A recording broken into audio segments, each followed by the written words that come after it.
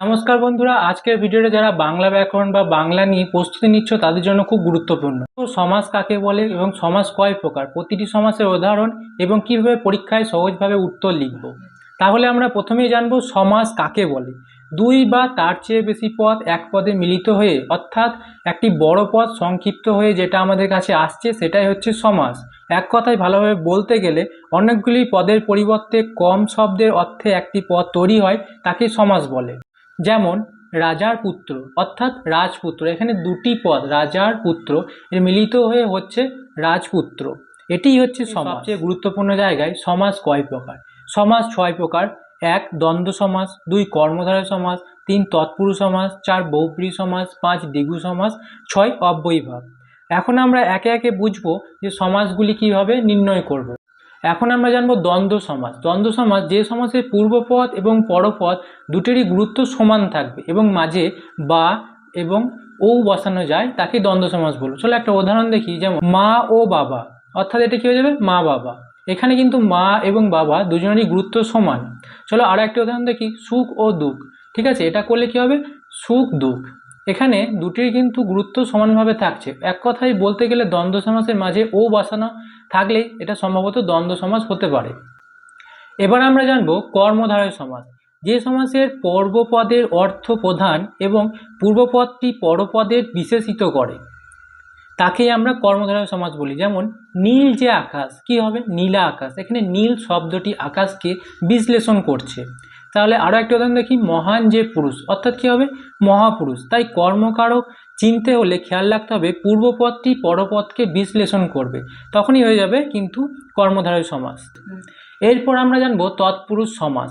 যে সমাসের পরপদের অর্থ প্রধান এবং পূর্বপদের সঙ্গে পরপদের সম্পর্ক বোঝাবে, সাধারণত বিভক্তির দ্বারা বোঝানো হয়, তাকে তৎপুরুষ বলা হয়। যেমন রাজার পুত্র সমান কি রাজপুত্র।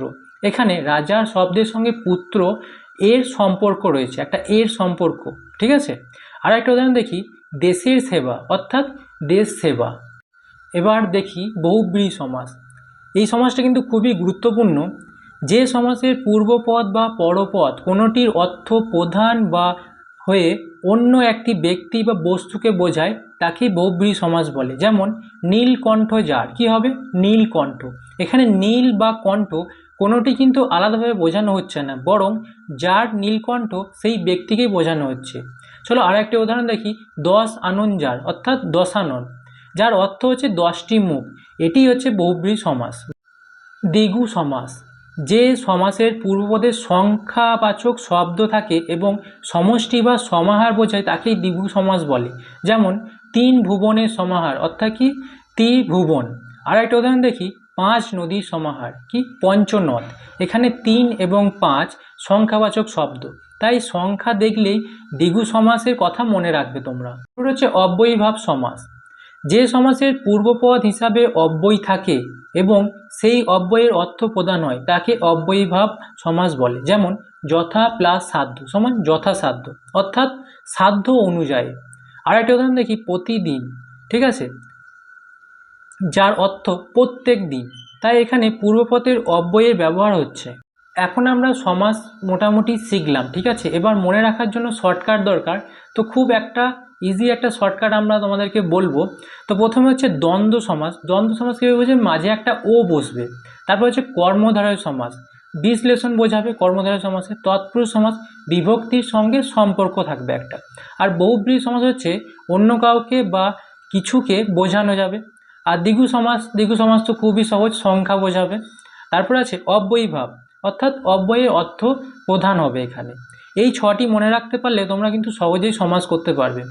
পরীক্ষায় কিভাবে উত্তর লিখবে চলো সেটা আমাদের বলি। ধরো তোমাকে প্রশ্ন করলো সমাস কাকে বলে, তাহলে প্রথমে তোমরা সমাসের সংজ্ঞা দেবে, সমাস কয় প্রকার এবং সমাসের একটি সুন্দর উদাহরণ দেবে, তাহলে তোমাদের সমাস হয়ে যাচ্ছে।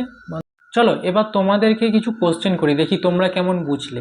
1 নম্বর হচ্ছে বাবা ও মা, কোন সমাস? তোমরা কমেন্টে অবশ্যই জানাবে। আরও একটা বলি, ত্রিভুবন, এটা কোন সমাস? তুমি চাইলে ভিডিওটাকে পজ করো এবং উত্তরটা তুমি নিজে দেওয়ার চেষ্টা করো। আজকের আমরা ভিডিওতে শিখলাম সমাস কাকে বলে, সমাস কয় প্রকার এবং সমাস মনে রাখার সহজ একটি উপায়। তো তোমাদের ভিডিওটা কেমন লাগলো অবশ্যই কমেন্টে জানিও, আর এর পরের ভিডিওটা বাংলা ব্যাকরণের কোন টপিকের উপর তোমরা দেখতে চাও তা কমেন্টে জানিও।